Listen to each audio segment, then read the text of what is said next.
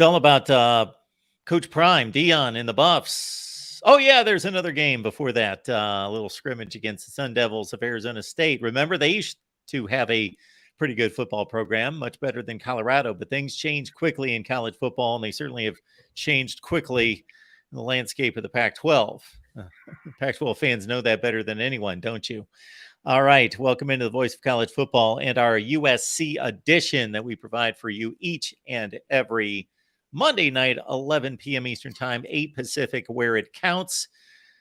Matt Zemek, Trojans Wire. This is the time of year that you have to be locked in with Matt each and every day at Trojans Wire. Tim Prangley, who holds it down on our USC channel each and every day, practically. Gentlemen, how are we doing tonight? Doing great. Doing Thanks, well. Mark. It was nice to not have to be up until 2 a.m. writing listicles for Trojans Wire. But now we have 9 straight Saturdays. So just like USC's roster, I had to stay fresh, but now I need to get ready for these 9 consecutive weeks. So getting ready for going into the teeth of the schedule.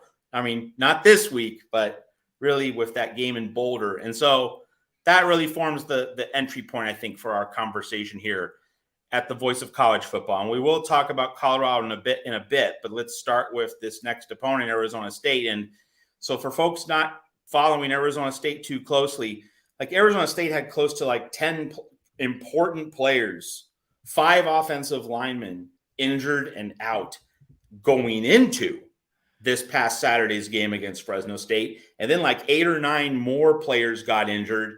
The ASU's down to its 4th string quarterback. So Jaden Rashada is definitely not going to play. Trenton Bourguet and Drew Pine, the Notre Dame transfer who played against USC last year with Notre Dame, he's hurt.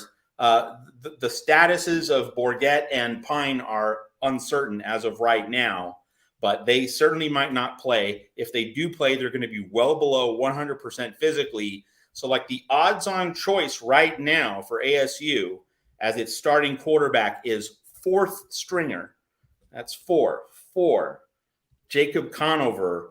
And so that's why the line is USC minus 34, which is a higher line than either the San Jose State or Stanford games. The San Jose State line was, I believe, 30, and the line for Stanford was 29.5.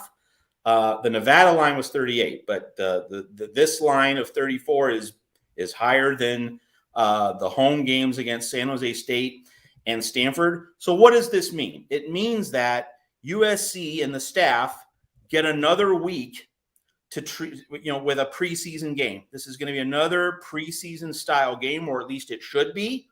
I mean, it really should be, because you're going to have these 9 straight weeks of gameplay. You need that tank full when you go to South Bend, and then you have Utah the very next week. The Pac-12 flipping the bird to USC by not putting the Cal game between the Notre Dame game and the Utah game, giving USC a buffer. There is no buffer. So this is another chance. It's one more week that the coaching staff can buy some time and give the young guys, the freshmen, a lot more snap counts, so that when you get into mid-October, this team's going to be fresh. So, that's the good news, that ASU, this is not going to be a remotely close game. I mean, that's no disrespect to the Sun Devils. When you have 20 guys total and you have 3 quarterbacks all in the infirmary, you're not going to put up a fight against anybody. Fresno State dog-walked ASU 29-0. ASU barely got over 100 yards passing for the game, 8 turnovers, 5 interceptions, and those 5 interceptions were shared among the 3 quarterbacks who played for the Sun Devils in that game.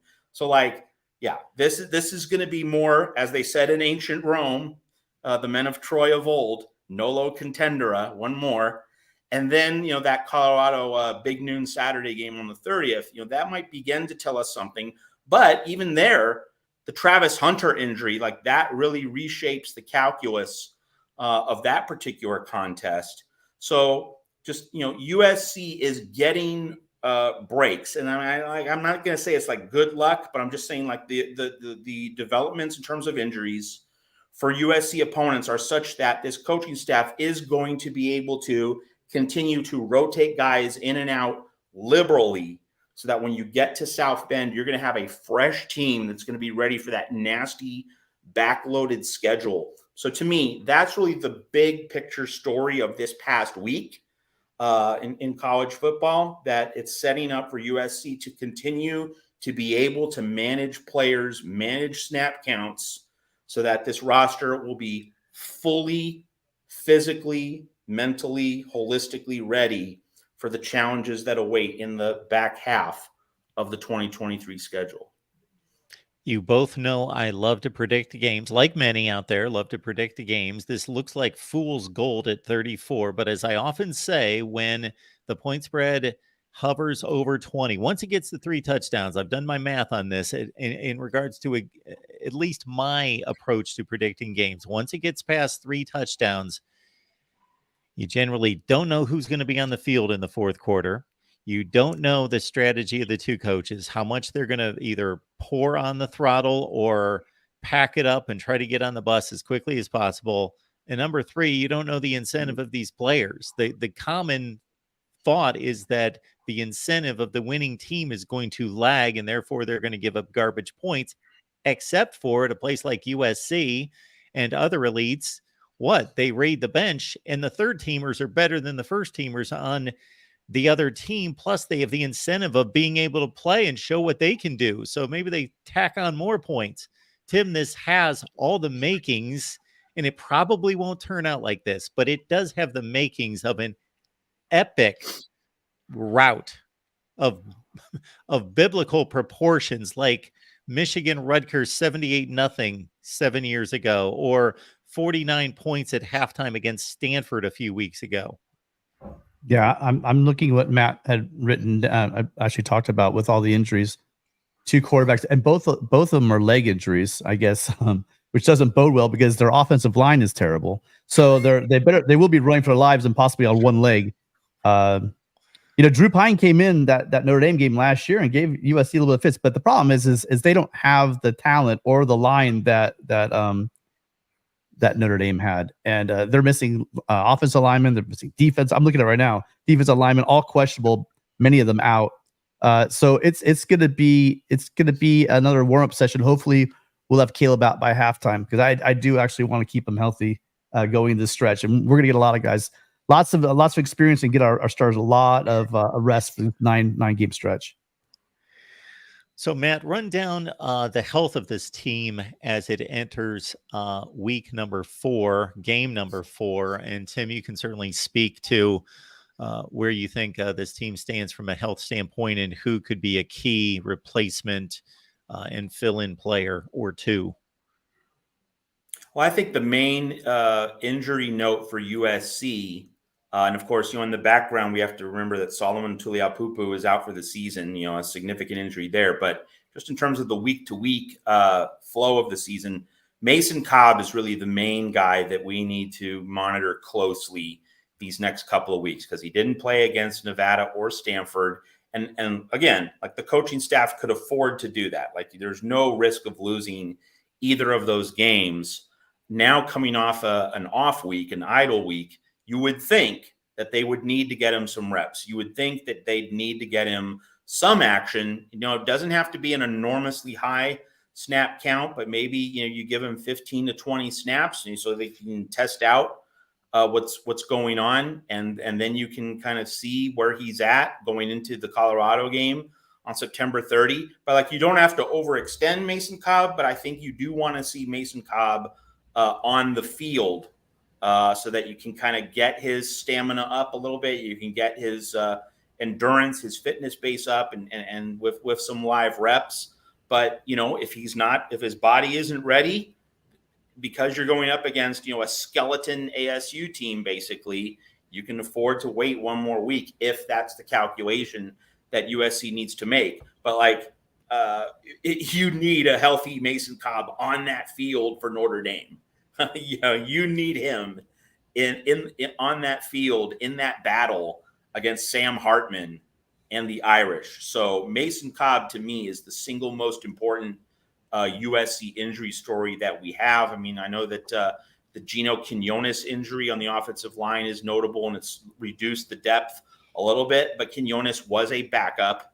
So it's not as though you're losing one of your prime starters on the offensive front. But Mason Cobb, is supposed to really improve the tackling, such a hinge point player for this USC defense against quality opposition in that second half of the schedule, starting with the Notre Dame game. That's really, to me, the number one injury concern at USC. Yeah, and the other one I could think of notable is Tyrone Taleni. He's been out for a while. He's just more depth at defense, but he flashed some great stuff last year. But Mason Cobb, I agree with you, Matt, on all those points. You do want to give him there, get that stamina up, shake the rust off. He is the leader in many ways. He's not just a player on the field, but he's also off. Just a motivator. He's the one that got it with the media days.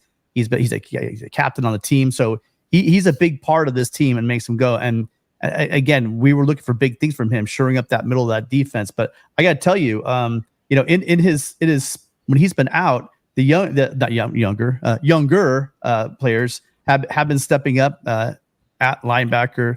Really liked a lot of what we've been seeing from the linebackers because it's hard. You didn't see really much of a drop off. I know the competition is not there right now yet, but with Rajon Davis coming in, just really taking up where he left off during that Cotton Bowl. It was a lot, not much you could take out of the Cotton Bowl, but that was a bright shining moment. The way he came in just for a couple of plays and said, "Hey, wow, look at this guy play," and the way he played against the tight end for Stanford. I already forgot the guy's name, but he was able to.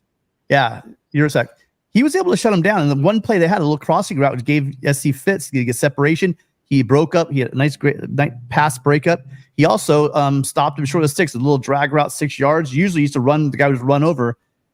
Rajon took him right down. So I like the way he's kind of playing off the ball a little bit, and he's shining. His coverage skills against tight ends, but also he's getting to the ball as well. So there really hasn't been that much of a drop off with the linebackers. But I agree with you. The long run, you're going to want to see. You do want to see Mason Cobb get back out there because I think he is the centerpiece of this defense.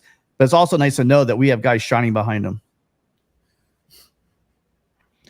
Talking Trojans with all of you, folks. Leave your comments and questions there in the chat.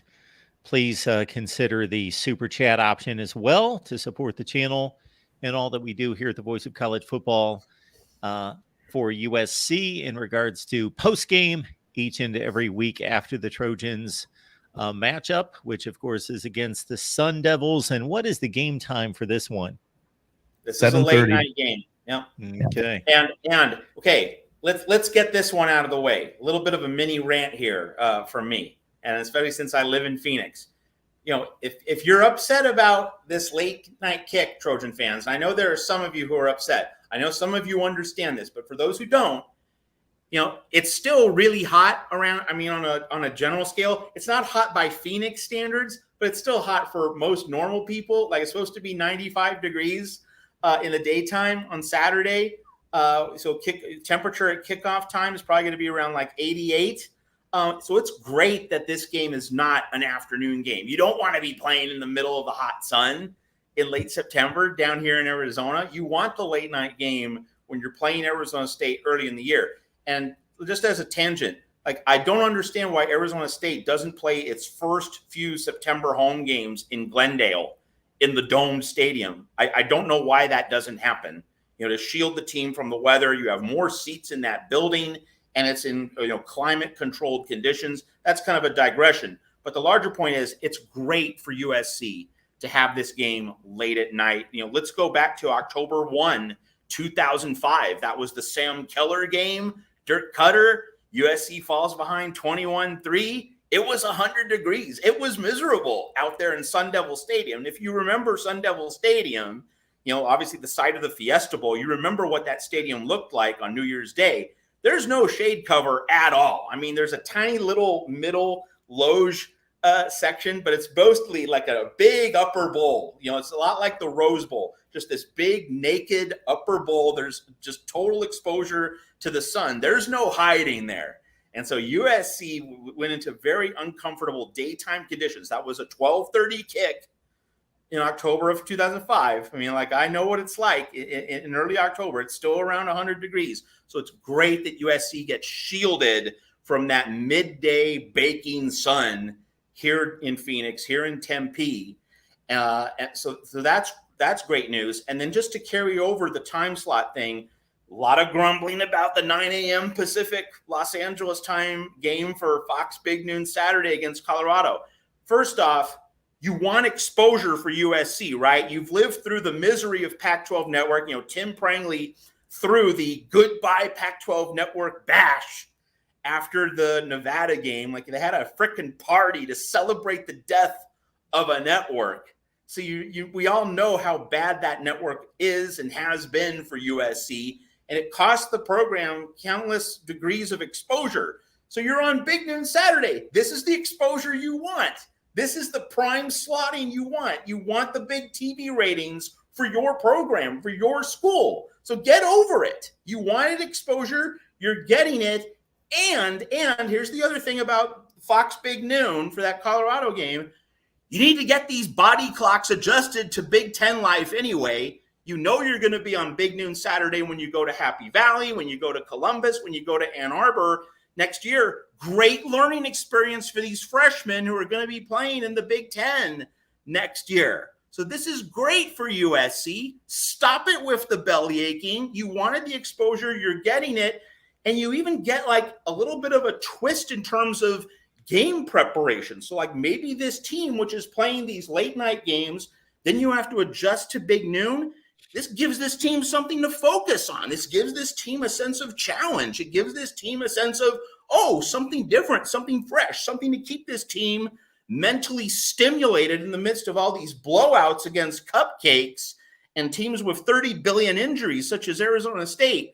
I don't want to hear any belly aching about these time slots. USC is actually getting exactly the time slots it needs for these games right now. And it really helps out. They're getting center stage. That's a desired time slot they're going to get for that game. Everyone's going to be hyped about it. And I've said it before, I'll say it again. USC is going to kill Colorado. So it's also going to look good. I mean, unfortunately, I think that the Ducks are going to take some of the shine off of Colorado, a lot of the shine off of Colorado this week. But it's going to be that kind of game that we've always wanted. We've talked about the fact, Matt, like you said, we've been buried on the Pac-12 network. Well, now we're on Big Noon, and it's going to be a great opportunity for USC, the team, this coaching staff, to do some recruiting out there because everybody's eyes will be on that game. So it's a great opportunity for USC. And also, really quickly, it was my idea, but unfortunately, some of you guys might know, as I go to the games with my dad. Dad's had a bad back. We're kind of get out of there a little bit early. It was actually Rick that did the celebration to say goodbye after that game. And you can check it out on the post-game show. It was a great job. Well, Rick might have carried it out, but you conceived of the idea, so you still get founder's credit. I get half points. All right, that's fair. I see that Colorado is going to have to continue to defy odds. They're a 20.5-point dog against Oregon on the road in Eugene after what they pulled off against TCU and against Nebraska. Although they switched roles, of course, against Colorado State, they still emerged with the win and the fairy tale and the Cinderella look of coming back in the fourth quarter, but they were a 23.5-point favorite against Colorado State in what was not the best of football games if you're a purist that wants to see good football. But if you want to see exciting football, those are two entirely different things. Great game to watch. Yeah, and what do we take away from that game? First off, I mean, Colorado State. How good is Colorado State? This is going to be an interesting question to follow throughout the rest of the season. When we get into these first weeks of any college football season, we wonder, how good are these various teams and do these results mean anything?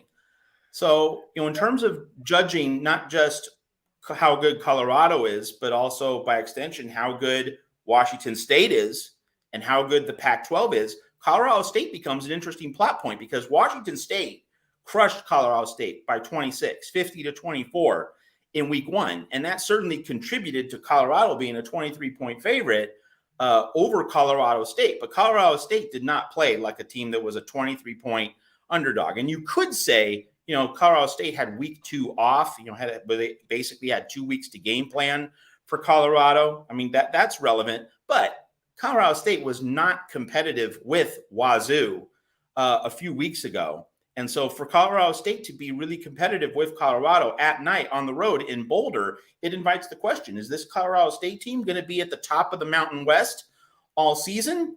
And how that question gets answered, that's going to have something to say, in terms of how it reflects on the Pac-12.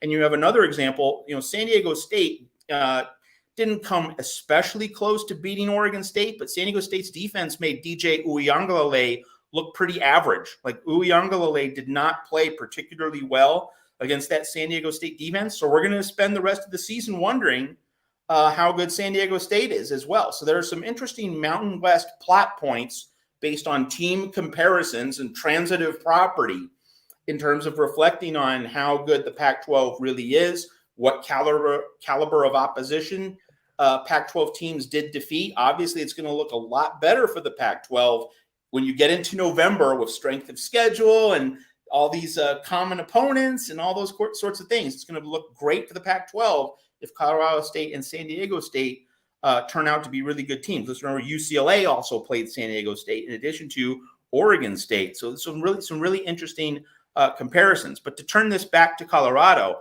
I was struck by how ordinary Shedeur Sanders looked in the first 3 quarters of this game. I mean, he was just reflexively dumping the ball off. He was not looking to run. He wasn't looking down the field. He wasn't going through his progressions. Like, he just seemed to be a little bit, I don't know, pressured? Whether it was what now? Pressured. It looked like he was getting a little heat, and it looked like he didn't lose his composure. And sorry, go ahead, man. I'll talk to that in a minute. Well, I mean, at times he was getting pressure, but at other times, like he wasn't trying to extend plays, and he certainly is athletic enough to be able to do that. Like, he's not one of those bolted down bricks, who just, he can only pass from the pocket. He can't make plays outside the pocket. Like, he has the skill set to make plays from various places on the field. He seemed kind of paralyzed. I think that's the word that I'd use for those first 3 quarters. And it was only when Colorado got down by 11 with 11 minutes left that he then began to run. He began to improvise. He began to use his full skill set, and voila, the Colorado offense began to perform the way it should. The Colorado offense looked the way it did for much of the first 2 weeks of the season. But the fact that Shedeur didn't really have that awareness, playing with his full skill set, doing everything he could on each and every play in those first 3 quarters, that told me that, like, he was taking this game for granted. Like, oh, I can just make the first read, the first throw, and we can win this game, no problem. We can basically just roll the ball out onto the field. I don't think that's how his dad, Dion, approached this game, but I think that's how Shedeur approached this game. And it was only when he really seemed to lock in and get that urgency of, hey, I need to play a complete game. I need to use everything in my toolbox to come back from an 11-point deficit. Only then did we really see, his fuller, more complete arsenal. So, if that's how Shedeur's mindset is right now, not a good sign for the Buffs going into Eugene and then for the next week against USC. And it's really fascinating that Colorado State was able to expose Colorado's limitations in ways that TCU and Nebraska were not able to do. That's a real eye-opener. And this team does not concern either one of you at all. No, and it didn't before they lost. Now losing Travis Hunter, who is a double whammy on both sides, that makes their pass defense, which is already not that great, worse. The issue is with the problem was always going to be, and I've heard people say, oh, they're starting 22. No, not even they're starting 22. I mean, that's a bit of a push as well. They have some playmakers. They've got some great skill guys. But I've been impressed on either side of the line for Colorado really at all, especially their offensive line. They can't run block. They can't pass protect. Shedeur Sanders is getting hammered back there, and it's just going to get worse because the competition is going to get a lot. According to PFF, this was last week. I didn't look at it recently, but before this weekend, USC's pass rush was the highest ranked pass rush in the country, and it's for good reason because we have guys on the outside. I want to talk about later on our defensive line, the pass rush, but are just going to be all over him like a cheap suit. And let's face it, if it wasn't for the Rams shooting themselves in the foot with all those penalties, kind of like Boston College did, this game really, Colorado should have lost this game. And I don't think that Shedeur Sanders, a lot of guys, I'm wondering what, other guys like the top quarterbacks in our league, when they have a pass rush on them, I'm wondering how well they'll throw under pressure, because that's they're sitting back there with a lot of pocket time. I'm wondering what's it look like when they go up against a tougher pass rush like USC has. My question there, and I will just kind of replicate the conversation we had earlier in the day in comparing Sam Hartman and Kyle McCord from this standpoint between the ears, would be that no quarterback likes pressure. Tom Brady can't win sitting on his rear end. Pressure is pressure. And if it's physical pressure and you've got three players hanging on you while you're trying to throw a football, regardless of who you are, but that pressure, will that affect that quarterback when he does have time to throw? Is he going to imagine pressure that's not there because he's been hit over and over and over? So if there's 3, 4, 5 consecutive dropbacks where that particular player, that quarterback, gets hit after time, during those times that he does have time to throw, is he going to imagine that there's pressure there? Is he already going to develop bad habits of throwing off his back foot or pulling the trigger early because he's in that mindset of, and again, to take it to the Hartman McCord comparison, and I'll take it to Shedeur Sanders because of that. Shedeur Sanders has played a lot more football at this level, or at a college level, I should say, than Kyle McCord. But knowing that Hartman's most likely not going to get rattled between the ears from that pressure, and McCord may, or he may not, to relate that to Shedeur Sanders, he has not faced Pac-12 level pass rushes ever. This is going to be a first experience facing this level of athlete chasing him these next 2 weeks, and how that affects him, we shall see. I think in light of what you've just said, Mark, one thing to note about that Colorado State game is that, so Shedeur was dumping the ball off. I mean, both teams, Colorado State and Colorado, threw a ton of short passes, but the difference is that Colorado's short passes just seemed to be a reaction to pressure more than anything else. And a lot of those passes were short sit-down routes in which Colorado State defenders immediately tackled the Colorado receiver after a 4 or 5 yard gain.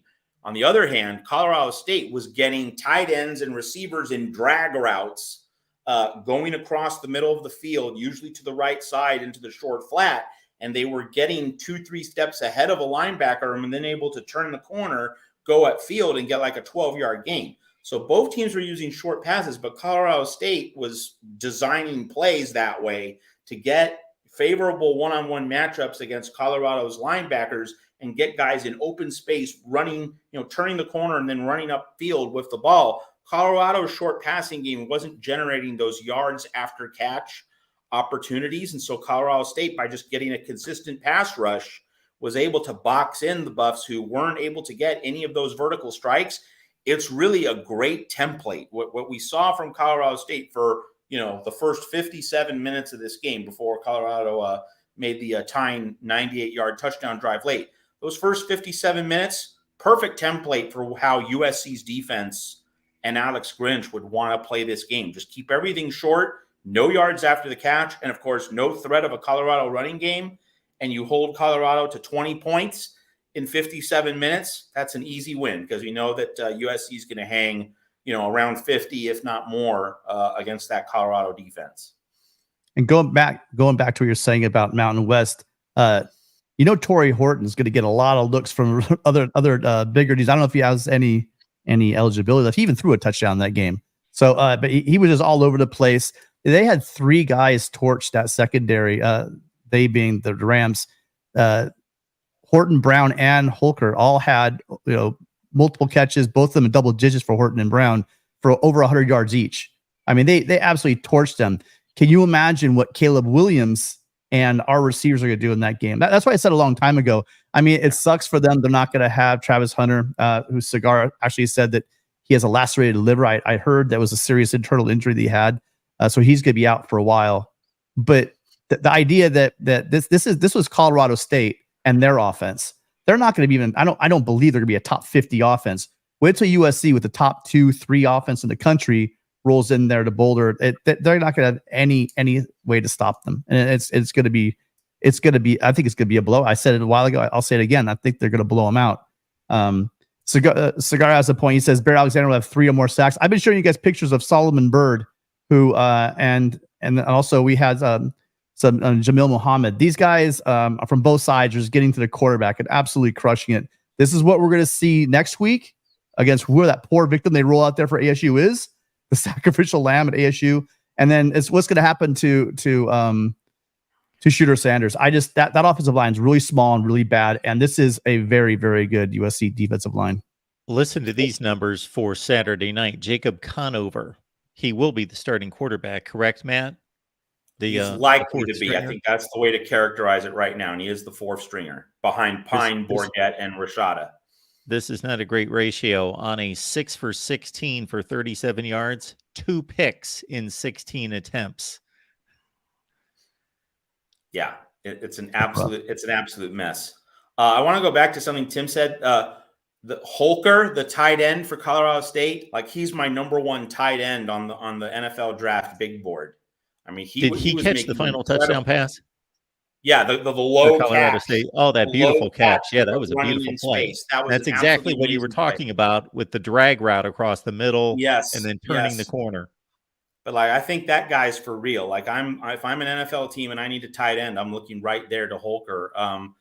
But beyond what Tim said, and just to litigate this point, I did have some worry about this Colorado game before seeing Colorado against Colorado State. I think what happened against Colorado State, mostly the Travis Hunter injury, but also seeing Colorado's line play just not rise to the challenge for most of the night against Colorado State. Like, yeah, that's removed the threat level for me. But before this Colorado State game, I did have the worry, especially with Travis Hunter, that Colorado could score big, that Colorado could keep up with USC in a track meet. But now, after what I saw against Colorado State and knowing that Travis Hunter won't play in this game, yeah, threat level off officially for this game.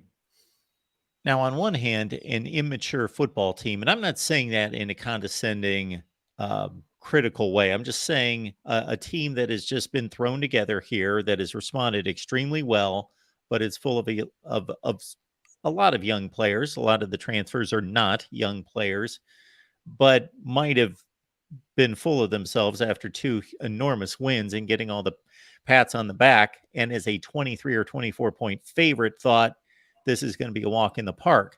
However, on the flip side, I would have thought that those Colorado State, the Jay Norvell comments, and Dion pumped up his team and said they've made it personal, that would have gotten them back emotionally prepared and focused and wanting to inflict some serious pain, both physically and on the scoreboard for this game.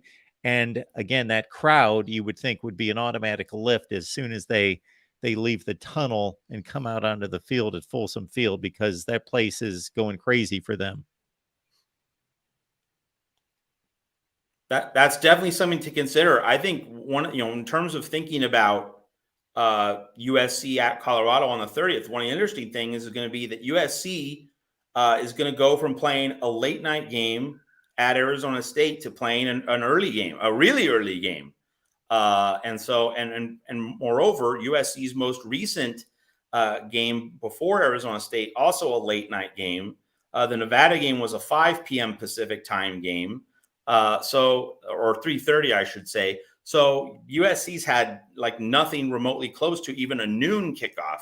And now USC goes all the way to the other side of the spectrum. I think if there's any slight worry for USC against Colorado, it's the body clock issue, because this team isn't used to it.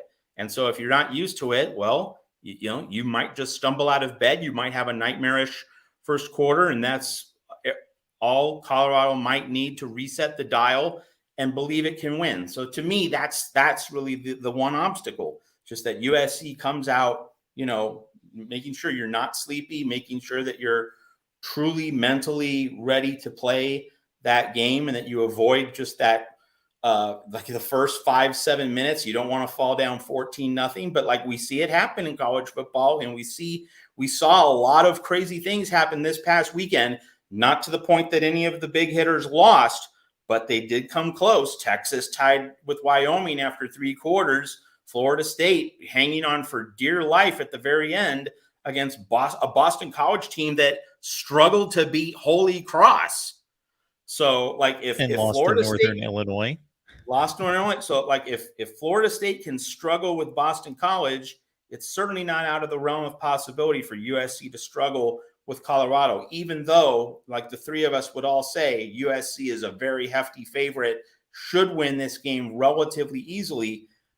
We know that, really wacky things can and do happen in this sport. And so that body clock issue for me, like that is the one thing that USC has to prove it can overcome. But like if the Trojans put the boot on the throat right away, and everyone in Folsom goes quiet, as we saw for most of this Colorado State game, then should be smooth sailing. But if that first quarter spins sideways and you get some wacky, crazy things happening, well, then you open Pandora's box. So that's the one thing. That's the only thing that I'm moderately concerned about. But certainly in terms of the personnel, the resources, the size up front, and the depth, like USC has all the boxes checked. And Travis Hunter, we can debate whether Travis Hunter or Shadur Sanders is the best player on Colorado, but I think that we clearly saw how central Hunter really was to Colorado in this Colorado State game on Saturday night. Well, the game on Saturday, though, Xavier Weaver showed also how good he is. I mean, this guy's no slouch either. He's a great receiver. Jimmy Horn in the past has shown that he could also stretch the field, make big plays. I think that they're going to have talent and they're going to score points. But I mean, I'm talking about Jamil Muhammad. I've been talking about Bear Alexander, which was talked about in the staff. We're not even talking about Keon Bars, 92. I mean, it's amazing that no one's really talking about him either. The size and the strength up front, USC, they're not going to be able to run the ball. They'll play him straight up, and they're going to play them to throw. They're going to challenge them to run. I'm sure that's going to be the plan. And with the pressure they're going to get, I'm not overly concerned, because here's the thing. Let's say they put up 28, 32, whatever. They put up some points on USC, right? 33 points. We all know SC is scoring 50. And I don't see Colorado scoring 50, especially now without Travis Hunter, especially if they can make them one-dimensional. It's not a matter of if USC is going to win this game. The issue with the early time game, I would assume they're maybe going to do some early practices, just this week to offset that. I mean, I don't know what the plan is going to be for that. I'm sure something in those cards, but USC is going to roll in there with the better players. I know that there's also the fact we haven't thought about is they might be pretty humiliated after that trip to Autzen. Going up there, they have all this hype. It's gonna be a long week for them if they get blown out up in Autzen. That's gonna be a whole nother thing for them to deal with. So, how about those Sun Devils? Let's talk about them a little bit too. Well, real quick, 1 point on Colorado, and then if I may, gentlemen, have the floor for about 15 to 30 seconds to pump up what we're doing here on the USC channel. But I got to say, for as much criticism as I've taken on a recent video that I posted about the circus going to Oregon this week, because people took that and they, of course, got all offended by it, but they didn't listen to the video probably. A circus is a show. I could have called it a carnival or a show. I called it a circus. Okay, so I'm not going to apologize for that. Watch the video. There's a ton of respect given to Deion Sanders and his coaching performance this year and the performance of his team, because what this team has shown me this year and shown all of us is that they walked into TCU as a 3-touchdown underdog. They pulled that off. They were then able to kind of do what the better teams do and celebrate for 24 hours, go on to the next mission, put that behind them, take on a more physical Nebraska team that was better in the trenches, that really rolled out a good defense for about 2.5 quarters that just got worn out, and they took them to task as a kind of a pick'em game. They were a slight favorite in that game. And then this Colorado State game, I don't expect that Colorado State's a very good football team, and certainly they're a Mountain West. They're a group of 5, and Colorado should win this game just as a terms of program status, but they were down by 11 points in the fourth quarter. They were down by 8 with the ball sitting at the 2-yard line. And again, they showed the resolve, the poise to pull out the big plays, to make those happen when they needed them. And so for 3 consecutive weeks, they've won 3 very different types of games against different types of teams in different ways. So they've shown a lot of resiliency and a lot of resolve.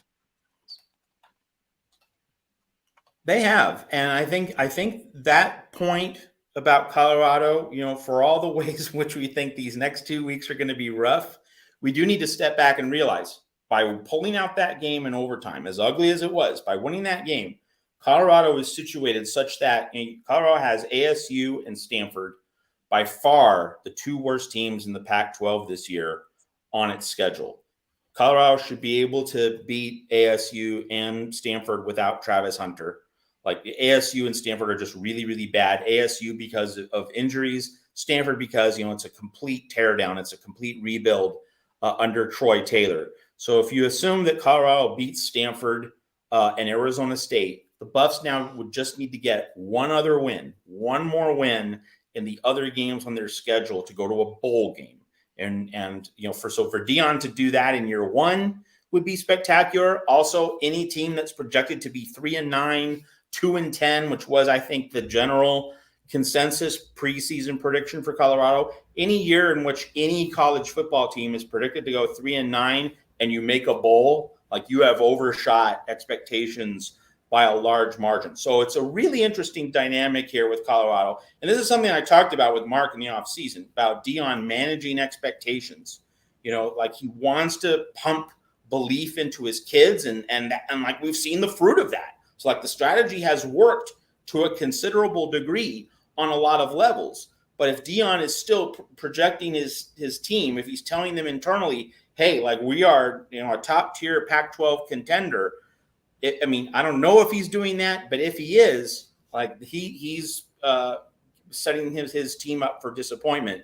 Getting to a bowl game would be an amazing, amazing achievement under this set of circumstances, and it would certainly cement that notion that Deion has revolutionized how to approach year 1 program building in the era of the transfer portal. If he gets to a bowl game, like, that's going to solidify and guarantee that other coaches are going to try and really remake their rosters through the portal. And just to kind of tie all these strands together, just to reemphasize, by beating Colorado State, as ugly and sloppy as that game was, Colorado took a significant step toward getting a bowl bid. That is the number 1 story just for Colorado in terms of the evolution of that program. It means that, if you get to a bowl, that means you get those 15 bowl practices in December, and that's how you can engage in a fresh wave of player development heading into the off season. And that's how you can, get your foundation stronger, more enduring for the long run if you're Deion Sanders in Boulder. Now, of course, Matt is understanding of and also a proponent of my rankings approach. But USC fans, if you were not aware or understanding of, this is going to mess with you in a big way. USC number 12 this week, Colorado number 6. Hey, Mark, I hope you read my Pac-12 rankings at Trojans Wire. I put them out every Sunday. I have Colorado number 1. And it's not because I believe Colorado is the best team. It's not because Colorado looks the best on the eye test. It's not because Colorado would be favored in Las Vegas, but you just look at each resume, each collection of 3 results. Colorado does have the best collection of 3 results. Oregon's played an FCS team. USC's played Stanford and Nevada. So I've had USC 5th each of the last few weeks. That doesn't mean I think USC is the 5th best team in the Pac-12. But, like, if you were ranking these teams 1 through 12 in a poll, you'd have to rank Colorado ahead of USC right now. But again, that doesn't have anything to do with who would win if they played. Doesn't have anything to do with how they're going to end up at the end of the season. Like USC is probably going to be 11-1, or at least that's my prediction. I think Colorado is probably headed for 6-6 at this point. But just in terms of rankings, week to week, where you just reset everything, you start fresh from ground zero every week, and you look at what teams have done. Yeah, if you're ranking teams right now, and this is not clickbait, this is about ranking teams properly. It's Mark Rogers' concept of top 25 rankings that make sense, and using the right philosophy for ranking teams. So this is like just educating college football fans on how to rank teams. It's not being troll-tastic. It's not being clickbaity. This is just how to do the art of rankings properly. Colorado would be ranked ahead of USC right now, and that shouldn't even be a controversial take because Stanford's really bad, just ate a loss to Sacramento State. Nevada lost to Idaho at home by 27. You can't put USC's resume now ahead of everyone else. But of course, USC is going to be playing Notre Dame, Utah, Oregon, Washington. Everything works out in the end if your team's good enough. So that's what gets people all twisted into a pretzel in terms of rankings. But Mark is trying to educate the public, and I fully adopt and support and agree with his rankings philosophy. I'm going to be the contrarian and say it this way. You know how, and I agree that polls shouldn't come out. It's fun. It's entertaining. It's fun. It honors the games that are played. But realistically, I like the fact that for the playoff polls, they don't come out until what was it, week 5, 6, whatever it is, that when the first poll comes out. I think there shouldn't be polls until election day, basically. November. So that's what I'm saying. So when I hear Colorado #1, all this other stuff, okay, look. So yes, they've played a couple teams, but we have no idea what TCU is. I get it. I understand it. I think both you guys' metrics are valid, but the output to me is just as absurd as the ones where they ranked, because Georgia was best last year, so we'll start them and someone beats them, they'll be #1, right? I get that. I think for me to be happy, it's somewhere between. I can't look at Georgia and say that they're not a top 20, but I get it. They didn't play anybody, so they're not in the top 20, etc. I get that part of it. I get that some of these teams have played tough teams, but realistically, they're playing slightly marginal Power 5 teams and winning. I get that too, and I could look at teams like Michigan and go and say, "There's no way they're better than Michigan." You know what I mean? So it's things like that goes back and forth. That's what freaks people out. But truly, the way you guys lay it out, and you say, "Hey, look, this is just basically who they played and the results on the field," it does make sense. But the people like me, with the back of my mind said, "Yeah, but that team sucks. They can't be the top 10. They may have got a couple of good wins. There's no way hell they finish in the top 25." That's where the brain gets twisted, because you see the team on the field, they get a win, but you go, "There's no way in hell that's a top 10 team." Yeah. I've seen someone in the comments say, "Matt, where do you have Alabama ranked?" Not in the top 25.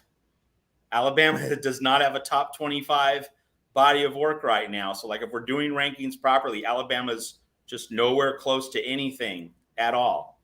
And remember, these are not power rankings. They're not saying that the teams resume they're saying rankings based solely on the resume and who they played. Yes. Resume, results. What have you done? That's it. That's it. Meanwhile, while I have Alabama out of my rankings, I've got Rutgers at 22. I've got Syracuse at 24. Yeah, Rutgers is a top 4 team in the Big Ten right now because of its resume. Rutgers has not played an FCS team, so its resume is ahead of Ohio State. Ohio State played Indiana, Western Kentucky, and an FCS. Rutgers has a better resume than Ohio State does right now. Now, does it make a hill of beans difference as to whether Rutgers has a better resume than Ohio State right now? No. But if you're going to just become a student in the art of ranking teams properly, that is how the process is supposed to go week to week here at the Voice of College Football. But how do you guys work out? How do you guys hash out when you completely eviscerate a bad team? So for instance, you have a bad team beat a bad Power 5 team, right? How do you decide if that win is better than, let's say, USC absolutely crushing teams, or or Oregon crushing a team? How do you guys hash that out?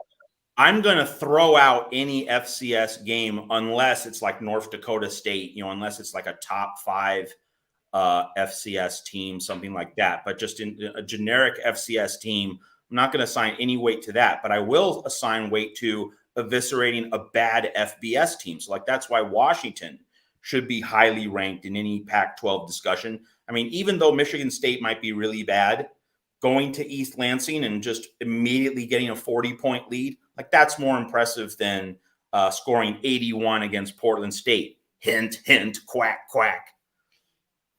Yeah, but we're also talking a very bad rudderless MSU team who doesn't even have a coach Rudderless, there. So, I mean, still, you're going to East Lansing, and I do think that Michigan State is better than Stanford. If you slightly, yeah. those two teams. So I think St. John Bosco is better than Stanford. So yeah, strictly in terms of right now. And again, USC fans want to send me hate mail, fine. But Washington should be ranked ahead of USC right now if you're ranking teams properly. Now, I am including a component that maybe Matt is not, or you'll have to correct me, Matt. Maybe you aren't including this quite to the degree that I am. Performance.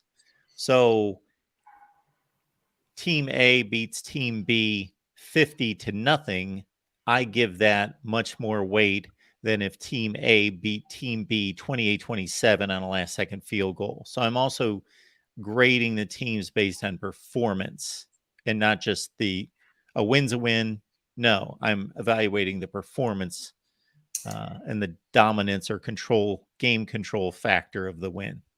I do that to a degree, but I generally throw that out for FCS. And that's why I've got USC at 12. FCS, I disregard it. But, generally, I will throw out FCS. But if like a team that has one FCS win, but which, kicked an FBS Power 5 team's butt by like 40, that will counterbalance it a little bit. So yeah, I have to get out my full owner's manual for this, but generally, like if you do play an FCS team, you need something to counterbalance that when comparing resumes. But of course, early in the season, it's all very fluid, and that's the main thing: is that you just do a full scrub, and a full reset every week. That should be your mindset. That you're not ranking teams after week 3, thinking about how you're going to rank teams after week 4, 5, 6. What your projections are going to be at the end of the season. You're just looking at everything fresh. And then of course, in week 4, we have all these major showdowns: Ohio State, Notre Dame, Florida State, Clemson, and on and on and on. 3 games in the Pac-12 between ranked teams. 2 teams, both in the top 25. We have 3 of those games in the Pac-12 in week 4. Oregon State, Washington State, ranked team versus ranked team. UCLA, Utah, ranked team versus ranked team. Colorado, Oregon, ranked team versus ranked team. So like the resume quality is going to go way up this weekend, and it's going to just create a total reset, and the rankings are definitely going to look very different. But that is the point of Mark Rogers' top 25 rankings that make sense here at the Voice of College Football. You're doing the reset every week. You're not relying on what happened last year, last month, last week. Every week you start fresh. Got to get that concept. And that's another thing that plays with people's minds and their concept of rankings is they anticipate very little movement, where in fact, if you only have 3 data points and then you're working on a 4th data point, the winner of the Ohio State Notre Dame game, the winner of the Clemson Florida State game, their resumes will skyrocket compared to their competition. You don't get your spot and then you're immovable as long as you win. That's why people question me all the time. Number 17 was behind number 16. Why did you move them up? They both won. Well, they played it better. And then you have to even evaluate the previous wins and losses, because those teams get better and worse as the season goes on. So it's a constant fluid situation. All the moving parts. Yep. Well, now how the moving parts, not talking about that. So what about, so we saw that Colorado dropped in the AP poll because they won, but should a ranked team really be struggling, and quite frankly should have lost against that Colorado State team? And the same thing as well as for Florida State. Do they have any business? If we're doing week to week, like you guys are saying, and it's about performance, right? Because the AP is slow to move. You guys are very quick to the way you do it, or the way I hear it or understand it. It moves very quickly. It's very volatile. And I would assume then that if you have a team that lays an egg against a really crap team, because I'm not disparaging, I mean, they've got some pieces of Colorado State, and then like you said, Matt, they do really, but it is the Mountain West. To have them so highly ranked when they struggled against a poor team, and we said we don't know who this TCU team is at all, and Nebraska's bad. So when you add that all up, it's like, are they that good? They have 3 wins, but they look I'll bad. answer it this way. These moves are not made in a vacuum. It's not like I say, well, they were number 5 and they struggled against a bad team, so I'm going to drop them to 8. No, it's completely torn down to ground zero, and then you build it back up. So I'm not, and I believe Matt's on board as well. I'm not looking at, okay, how far should they move? Well, it all depends, because it's not in a vacuum. Colorado could struggle they were number 3 for me last week. They dropped to number 6. Now, they didn't drop to number 6 because I thought, they should drop to about number 6 because they barely no, it had nothing to, they could have dropped to 18. They could have stayed where they were. It depends on everybody else as well as their performance. Yeah. And really, for the first 2 months of every college football season, this is why I think we shouldn't have polls until November. Because for the first 2 months, you're wondering how good everybody is. There's a lot of mediocrity. You have to make some assumptions right now. Yeah, we don't know how good Texas is. That Texas-Alabama game, in terms of the meaning people assign to it, that game feels a million degrees different 1 week later, right? In terms of the value and the impressiveness attached to Texas's achievement. Now, it's an achievement, but how big an achievement? Looks a lot different 1 week later, right? So, yeah, the first 2 months of every season, you should not be asking how much should this team move up or down in the rankings. Just eliminate that. The how much should each team move question, that should only be relevant in the final few weeks of the season, when you are getting down to brass tacks and you are trying to separate that number 4 team from that number 5 team for the final spot in the college football playoff, or 3 versus 6 as well. That's when you should get into it. But the thing is, you can then ask that question, how much should each team move? That question becomes relevant and worth discussing, because you have about 10 data points by that point in time.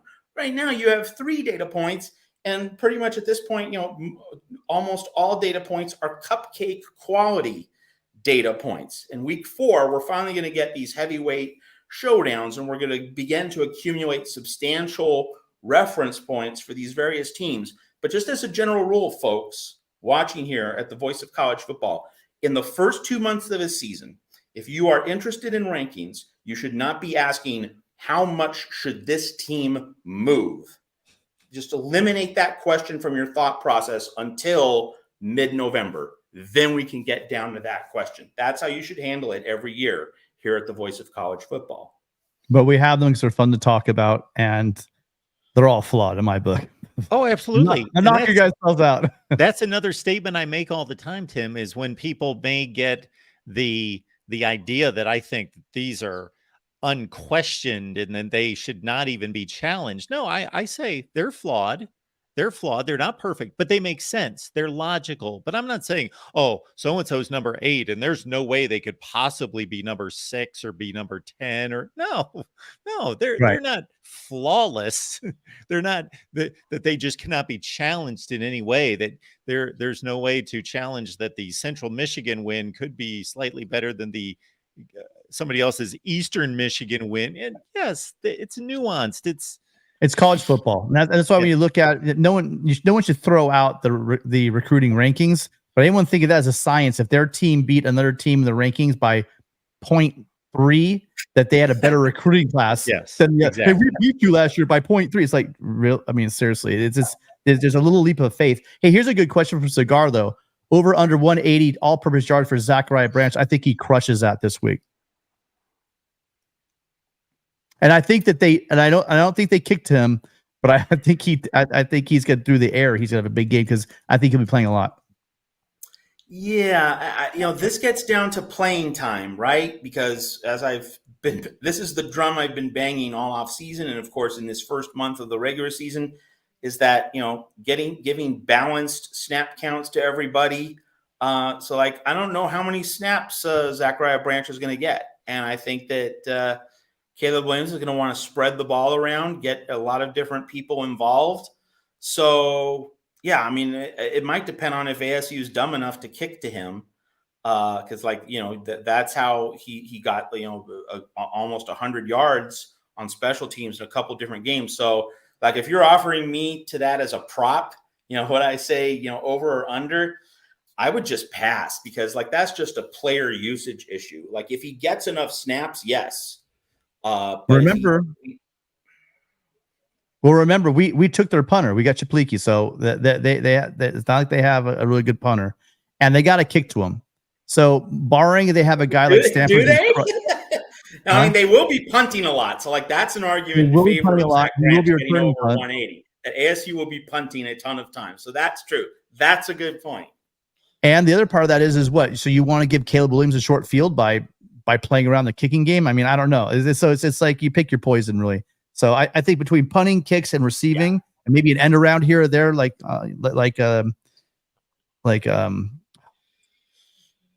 blanking on his name, but just a number of ways, end arounds, etc. You're gonna get it. He's gonna get a lot of touches. So that's what I think. Adoree Jackson, by the way, Adoree Jackson in that Notre Dame game, how he got all those yards all the different ways. I see that happening in this game. Yeah, Sauger.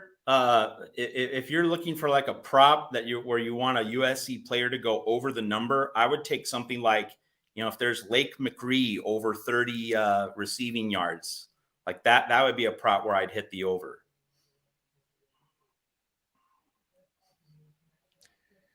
I wanted to take this opportunity, folks. Many of you are here with Matt and myself, and now Tim, Matt, and I each Monday night, like throughout the season. May, February, you're here all the time. Many of you watch the NBA, you watch baseball, whatever sports you get into, or take attention toward other parts of your life, and then you come out during football season. But this is it. This is the time. We are just on the cusp. Now we've enjoyed USC and everybody else playing 3 weeks of football, but we are on the cusp of serious, entertaining, championship impactful football. So please be here. You'll want to be here. You'll benefit from being here over the next few months as USC makes its quest for a final Pac-12 championship, and everything that we've got offered here at the Voice of College Football, which includes the exclusive segments with Matt and myself. So please become a USC channel member. You can sign up right on the front page of one of the top 2 tiers.